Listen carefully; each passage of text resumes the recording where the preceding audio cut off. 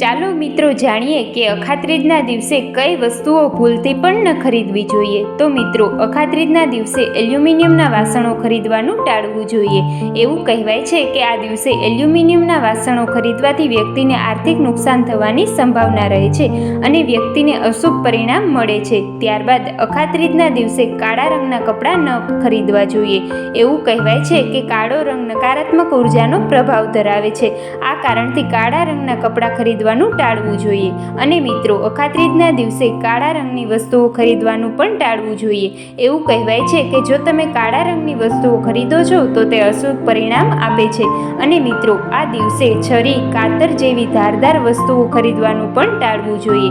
આ ઉપરાંત મિત્રો તમે પ્લાસ્ટિકની વસ્તુઓ ખરીદતા હોય તો પણ ભૂલથી આ વસ્તુની ખરીદી ક્યારેય ન કરો, કારણ કે જે વ્યક્તિ પ્લાસ્ટિક ખરીદે છે તેને જીવનમાં ગરીબીનો સામનો કરવો પડે છે। મિત્રો આવા જ અવનવા વિડીયો જોવા માટે અમારી ચેનલને સબસ્ક્રાઈબ જરૂરથી કરી લેવી। ધન્યવાદ।